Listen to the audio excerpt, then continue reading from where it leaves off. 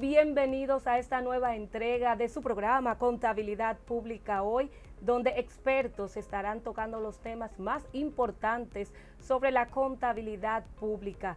Jason, buenas tardes. Buenas tardes, Anabel. Recuerden seguirnos en nuestras redes sociales, DIGECOP RD, suscribirse, compartir el contenido y activar la campana de notificaciones. El día de hoy, Anabel, tenemos un invitado experto en contabilidad pública por más de 25 años, es contador público y con amplia experiencia en auditoría y control interno, Anabel. También es columnista de varios medios de circulación nacional.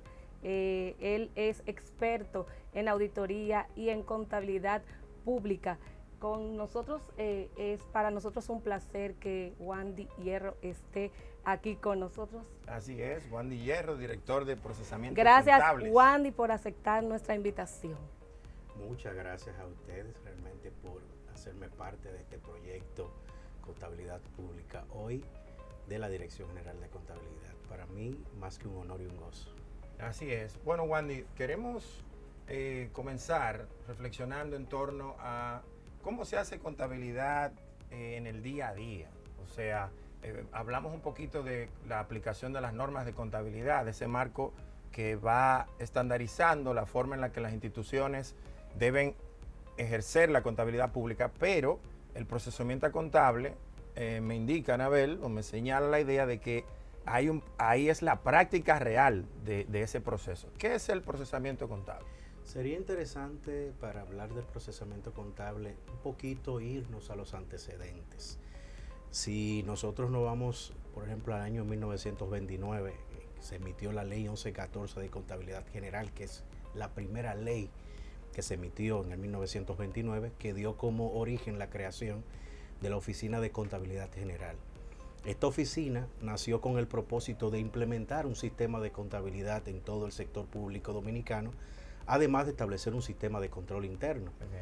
Pero ¿qué acontece? Con el paso de los años, en el 1948 se emite la 3894 que deroga la ley 1114, creándose o modificándose las funciones de esta Oficina de Contabilidad General, creando la Contraloría y Auditoría General de la República, para más tarde denominarse Contraloría General.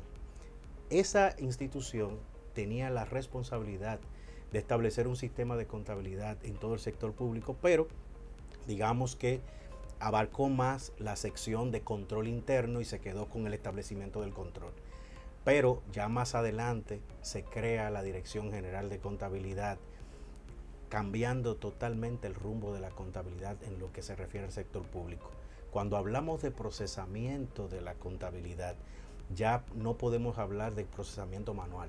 Estamos hablando de contabilidad automatizada, porque inclusive una de las características que tiene la ley 126-01 es la integración de las cuentas presupuestarias con las cuentas propietarias. ¿Qué quiere decir esto? Que hay una relación directa entre el subsistema de presupuesto y el sistema de contabilidad, para generar, a partir de la ejecución del presupuesto, contabilidad por partida doble, que es como la tenemos el día de hoy. ¿Y cuáles software se utilizan para ese proceso? El sistema que se utiliza para llevar el procesamiento de la contabilidad lo es el Sistema de Información de la Gestión Financiera SIGEF, que es el sistema que está legalmente constituido por la Ley 5-07 que instituye el CIAFE. El SIGEF es el elemento facilitador de los propósitos del CIAFE. Entonces, en dicha herramienta es que el sistema de contabilidad funciona junto con otros subsistemas, en este caso el subsistema de crédito público, de presupuesto y de tesorería, que conforman juntos los sistemas o subsistemas del CIAFE. Ok, o sea, existe una plataforma a partir del nacimiento de la contabilidad gubernamental, DIGECOP como entidad cargada de eso. Pero el procesamiento está vinculado a los registros que las instituciones realizan día a día, o está vinculado con ver las ejecuciones presupuestarias que las instituciones van desarrollando según el presupuesto, obviamente, que le designa el Estado. De acuerdo con las configuraciones que se han realizado en el subsistema de contabilidad gubernamental, el subsistema de presupuesto, el subsistema de tesorería y el subsistema de crédito público se encuentran integrados a través de matrices de conversión. Estas matrices de conversión interpretan, previa a esas configuraciones que ya se han realizado, cada transacción que realizan las instituciones. De conformidad con lo que establece la ley 423-06 en su artículo 26, se establece que se considera ejecutado el presupuesto en la etapa del devengado. ¿Qué quiere decir esto?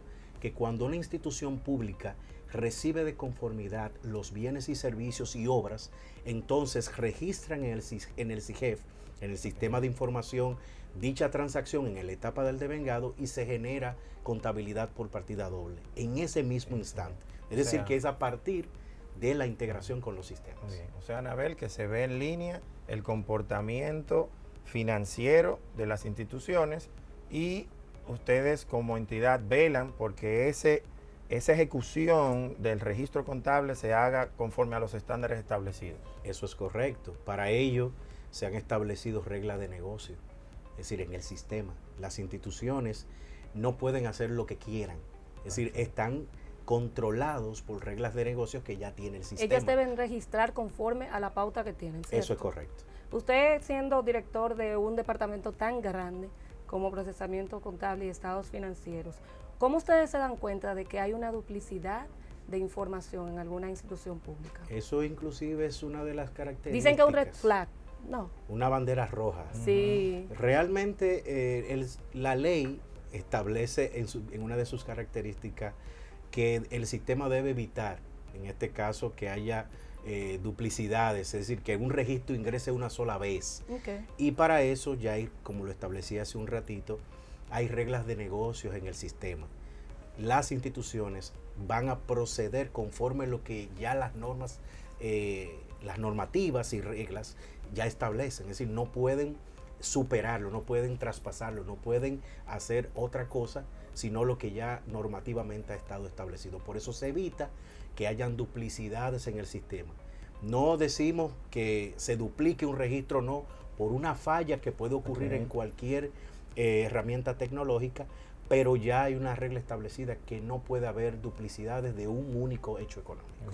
Mira, y profundizando, Anabel, en la pregunta que ella hizo, ¿de cuántas instituciones estamos hablando? Porque son miles de registros contables diarios que ocurren y para lograr evitar la duplicidad, de acuerdo al control que usted señala, sería bueno saber cuántas instituciones son, si se clasifican por niveles de gobierno, cómo es la dinámica. ¿Y cómo le asiste el Departamento de Procesamiento Contable? ¿Cómo Bueno, le asiste? Esto es interesante.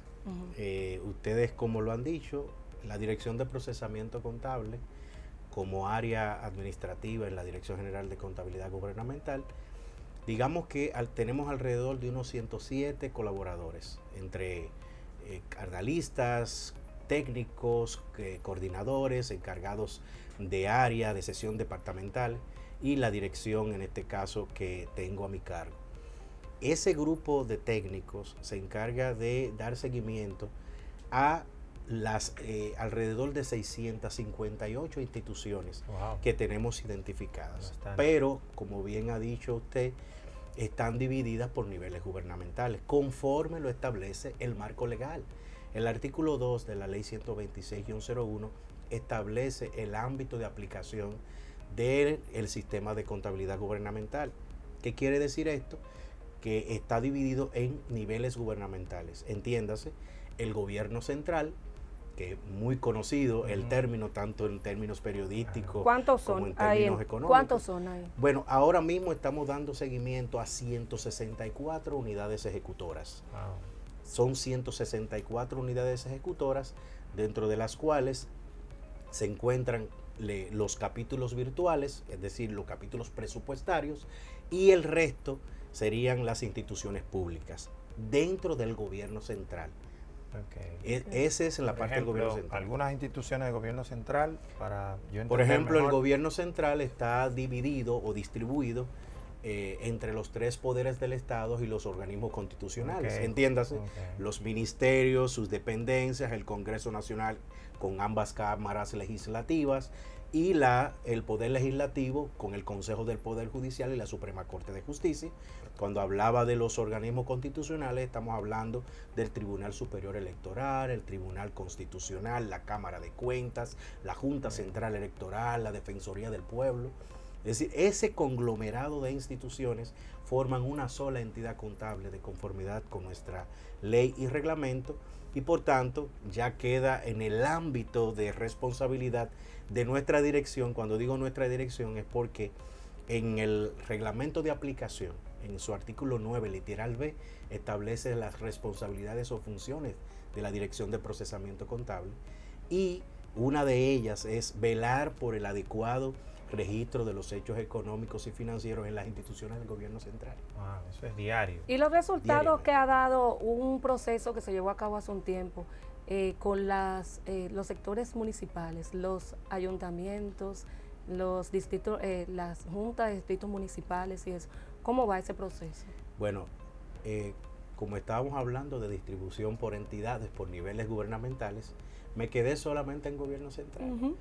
Pero hay un departamento que se encarga totalmente de los demás niveles institucionales, entiéndase las instituciones descentralizadas, las instituciones públicas de la seguridad social, las empresas públicas financieras y no financieras, y los gobiernos locales, como usted claramente ha establecido.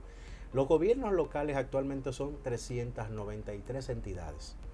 Estamos hablando que si nos vamos un poquito a analizar las estadísticas de la Dirección General de Contabilidad Gubernamental, al 31 de diciembre del año 2012, solo 5 ayuntamientos enviaban estados financieros. Solo 5 al 31 de 2012. Pero producto de los esfuerzos que ha hecho la Dirección General de Contabilidad Gubernamental, apoyando nuestra Dirección de Procesamiento, hemos alcanzado hitos históricos en la recepción de los estados financieros. Estamos hablando de que más del 90% de las instituciones municipales están elaborando y remitiendo sus estados financieros a la Dirección General de Contabilidad Gubernamental. Muy importante. Eso es correcto. Muy bien. Y, por ejemplo, ese proceso diario, continuo, suponemos que tiene fases como de cortes, de hacer mediciones de cómo va, porque se está elaborando un estado financiero a partir de esos registros contables. Eso es correcto. Entonces, ¿cuál es la estructura que tiene DIGECOP para hacer eso, al tiempo que ayuda a las instituciones a que hagan registro conforme a la normativa y a la transparencia? Bueno, como es un trabajo muy arduo y tesonero, el dar seguimiento al registro contable de tantas instituciones, donde se han generado millones de registros por año. Estamos hablando que el año pasado fueron más de 2 millones de asientos que se generaron en el marco del sistema de contabilidad gubernamental. Entonces, nosotros institucionalmente hemos separado la presentación de estados financieros en 2 periodos, en 2 cortes. Al 30 de junio, al que hemos llamado informe de medio término, y al 31 de diciembre, que es el informe de cierre anual. Estos procesos nosotros lo hemos ya normalizado, están debidamente normalizados en nuestra norma general de cierre de operaciones contables, y las instituciones ya están culturizadas, ya saben que cuando cierre el 30 de junio, ellos tienen 15 días para rendir ante nosotros las informaciones complementarias. ¿Cómo se llama ese proceso? El proceso ¿de cierre o corte? es el de medio término, es corte semestral. Es el corte del semestre, donde elaboramos el estado de recaudación de prueba en el marco de lo establecido por el reglamento 49107 de aplicación de la ley 1007 de Contraloría, donde debemos elaborar el estado de recaudación e inversión de las rentas cortado al 30 de junio y remitirlo antes del 15 de agosto a la Contraloría General de la República, que en esta fase, en este periodo nos encontramos en la actualidad, trabajando arduamente, aprobando asientos, elaborando notas explicativas para la conformación de los estados financieros al 30 A de propósito junio. de eso, yo no sé, y yo creo que muchas personas que nos ven tampoco saben, ¿qué es el ERIR, el llamado ERIR?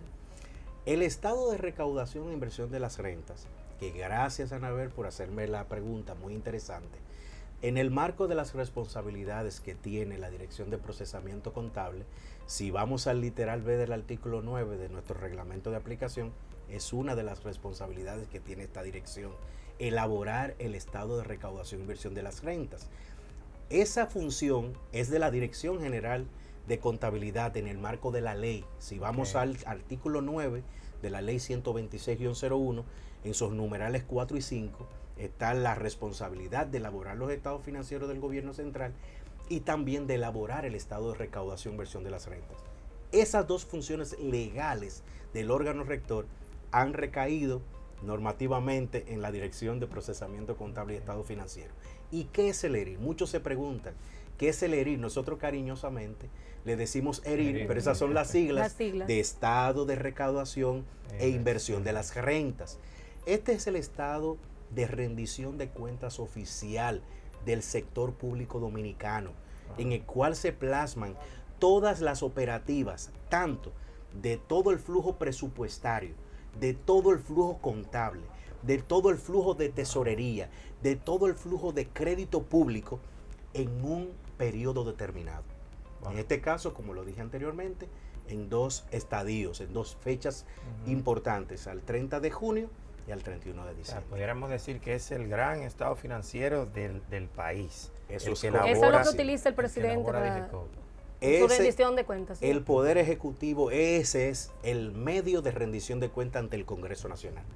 Inclusive el Congreso, en el marco de sus atribuciones establecidos en la Constitución, debe aprobar y o rechazar ese informe, pero utilizando como base el informe que elabora la Cámara de Cuentas a partir de la auditoría que le realiza al estado de recaudación e inversión de las rentas. Excelente. Porque inclusive la ley lo establece así. Dicen los artículos 13, 14 y 15 de la ley 126-01. El 13 establece con claridad que el ministro de Hacienda, diciéndolo en los términos actuales, ministro de Hacienda y Economía, antes Secretaría de Estado de Finanzas o secretario de Estado de Finanzas, debe presentar anualmente a la Cámara de Cuentas el estado de recaudación e inversión de las rentas a más tardar el 1 de marzo. Pero debe ser previa intervención de la Contraloría General de la República. O sea, ese proceso, Jason, discúlpame, el proceso, cuando termina la Dirección de Contabilidad Gubernamental, la Dirección específicamente de Procesamiento Contable y Estados Financieros, cuando concluye el proceso de elaboración del ERIR, ¿cómo va? ¿Cómo sigue? O sea, ¿cómo sigue la rueda? ¿A dónde va el ERIR después de contabilidad gubernamental? Excelente. Si nosotros lo miramos desde lo particular hacia lo general, lo primero es que cada órgano rector tiene una participación en dicho documento. Claro. Porque ese documento es de rendición de cuentas del Poder Ejecutivo. Se ve toda la situación financiera del país. Eso es correcto. Claro. Okay. Como es el documento de rendición de cuentas del Poder Ejecutivo, el ministro de Hacienda, en este caso en representación del Poder Ejecutivo, es quien debe presentar el Estado, pero se le ha otorgado el privilegio a la Dirección General de Contabilidad de conformarlo, de unificarlo, ensamblarlo desde este punto de vista. Entonces, cada órgano rector que interviene en el CIAFE tiene su responsabilidad. Claro. Por ejemplo, en el caso de la Dirección General de Presupuesto, la ley 423-06 establece que ellos deben enviar a la Dirección General de Contabilidad Gubernamental el informe descriptivo de la ejecución presupuestaria, con todos sus informes macrofiscales y el estado de ahorro, inversión, financiamiento. Esos 3 capítulos forman parte integral del estado de recaudación e inversión de las rentas, y ellos lo deben enviar a la DIGECO. Excelente. Y nosotros, después de revisarlo comparativamente con la contabilidad, pues lo incluimos en dicho documento. La Tesorería Nacional, a más tardar 5 días después de cerrado el corte y o el cierre, tanto al 30 de junio como al 31 de diciembre, tiene que enviarnos a contabilidad el estado de movimiento y situación del tesoro.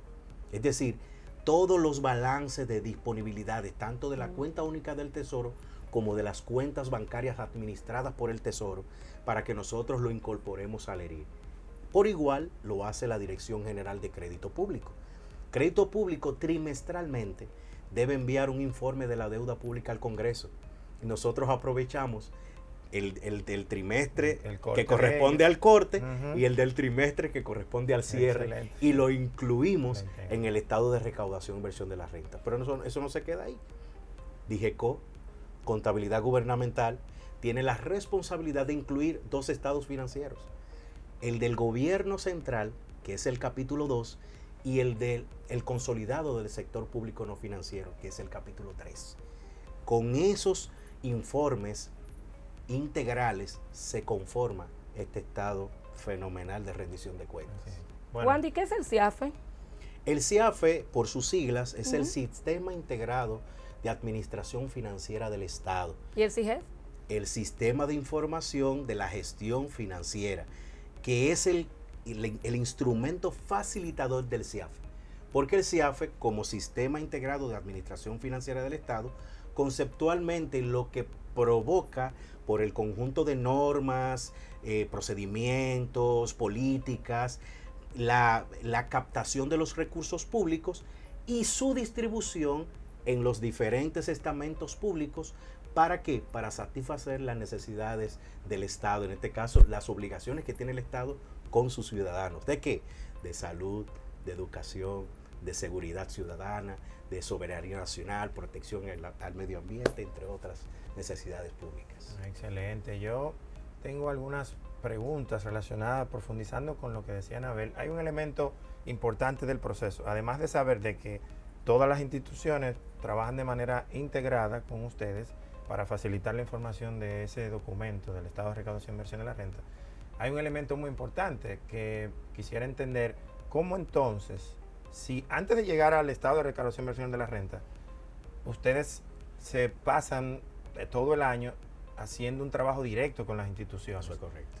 ¿Cómo es esa asistencia que le dan? ¿Cómo es la dinámica? ¿Ustedes van a las instituciones?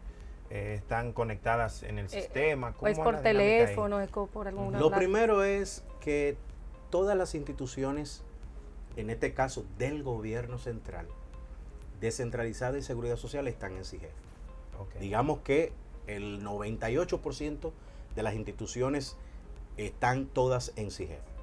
Entonces, partiendo de que están en el CIGEF y que ejecutan su presupuesto a través de esta herramienta, todos los analistas en las diferentes divisiones y secciones de procesamiento contable ya tienen asignaciones. Es decir, se distribuyen las instituciones en los analistas según los niveles gubernamentales, para que ellos le den seguimiento a las instituciones.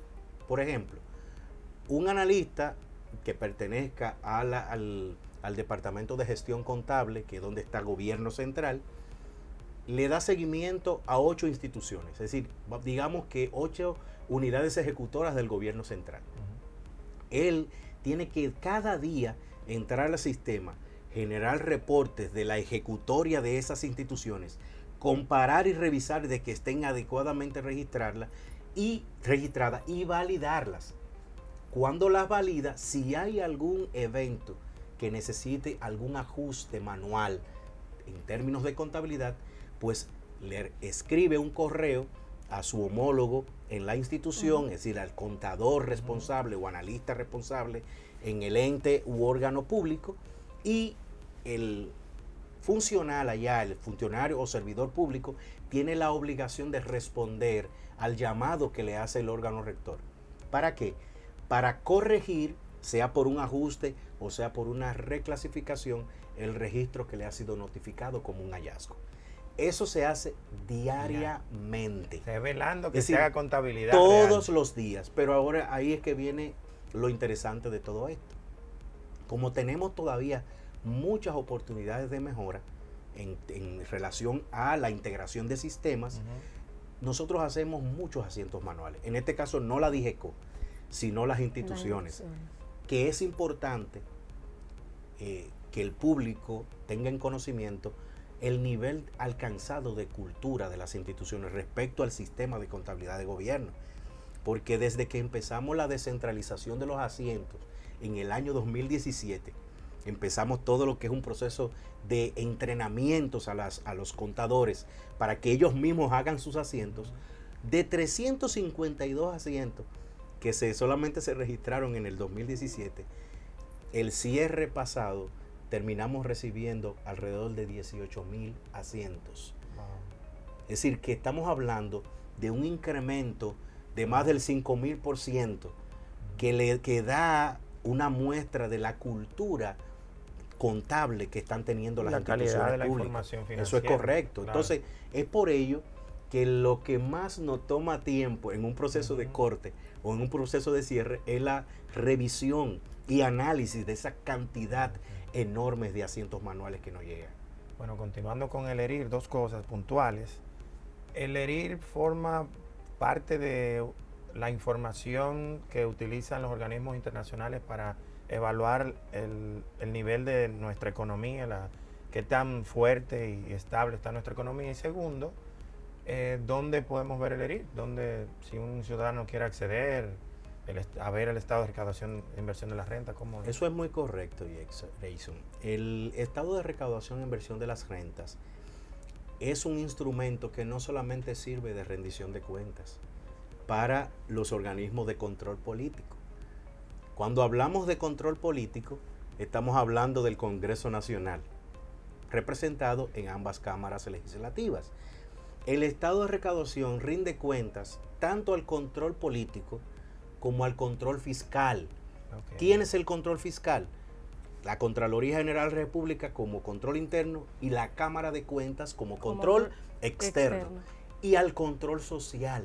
¿Qué significa control social? Todos los ciudadanos. Significa que tanto organismos financiadores, tanto bilaterales como multilaterales o agentes de calificación de riesgo internacionales utilizan el estado de recaudación e inversión de las rentas como un medio de verificación para ver qué tan sana está la economía dominicana y cómo se presentan inclusive su patrimonio, cómo está su nivel de activos, su nivel de pasivos, cómo se presentan consolidados, digamos, todos los elementos de los estados financieros. Es decir, que sí es un elemento que utilizan los organismos internacionales. ¿Y dónde encontramos el ERIR? ¿Dónde encontramos el ERIR? Si vamos a la página web de la DGECO, digeco.geolarga.do, hay una sección, un campo que se llama ERIR, así cariñosamente ERIR. Le dan clic y van a encontrar dos espacios. Uno para los informes que están al corte del semestre y otro para los que están al cierre fiscal. Es decir, un grupo al 30 de junio y un grupo al 31 de diciembre. Ahí pueden ver la serie histórica desde el 2004 hasta el último cierre fiscal 2025. Pero interesantísimo. Por eso nosotros siempre exhortamos a nuestros queridos seguidores que nos, valga la redundancia, que nos sigan en nuestra página web, en nuestras redes sociales, para que se enteren de todo lo que tiene que ver con la contabilidad gubernamental. Para concluir de mi parte, déjeme preguntarle algo. Hace poco se hizo un acercamiento con los hospitales, algunos hospitales públicos, de no autogestión. ¿Con qué se come eso? ¿Qué ustedes buscan con los hospitales para que ellos aprendan del sistema de contabilidad gubernamental? Bueno, o se adhieran. Eso es una pregunta, como decimos, oportuna. Sí. ¿Por qué decimos oportuna? Porque hace alrededor de un mes, nosotros firmamos un acuerdo con el Servicio Nacional de Salud. Nosotros instrumentamos todo un proyecto de implementación del sistema de contabilidad gubernamental en los hospitales públicos no autogestionables. ¿Cuál es el propósito? Organizar la contabilidad de los hospitales públicos. Que de una manera u otra ellos puedan presentar estados financieros de manera completas a la Dirección General de Contabilidad. Pero eso no se queda ahí. El Ministerio de Hacienda y Economía tiene la intención de que todos los hospitales de no autogestión puedan ingresar al CIGEF, al Sistema de Información de la Gestión Financiera, para que puedan ejecutar su presupuesto desde ese ámbito. ¿Qué significa esto, Anabel? inmediatamente los hospitales estén ejecutando en el CIEF, ya no tendrán que llevar una contabilidad fuera del circuito. Claro. Vamos nosotros a observarlo. tener en línea la información financiera de todos los hospitales públicos. Inclusive, te doy una primicia. El día de hoy nosotros sostuvimos un encuentro con 21 hospitales de lo que tenemos en el proyecto. Fue una actividad multitudinaria donde estaban todos los contadores, encargados administrativos y financieros del Servicio Nacional de Salud, actividad que estuvo encabezada por su director general, y estuvimos allí conversando con ellos sobre la importancia de este proyecto para que lo apoyen a plenitud y se comprometan, porque el objetivo es organizar la contabilidad. Esa es nuestra naturaleza como Dirección General de Contabilidad, tener una contabilidad organizada. Por tanto, lo que nos espera es transparencia y rendición de cuentas. Ay, muchísimas Bueno, gracias, con esa Wandy. premisa cerramos, ¿verdad? Wandy, nosotros aprendimos mucho, porque los que no somos contadores y estamos en este ambiente, debemos aprender de todo, ¿verdad? Así es. Entonces, con usted nos despedimos. Será hasta una próxima entrega. Recuerde llevarnos en sus redes sociales, DIGECO-RD, y acceder a nuestro canal de YouTube para que vea el ERIL y para que se entere de todos los episodios que vamos a ir colgando en los próximos días. Será hasta una próxima entrega.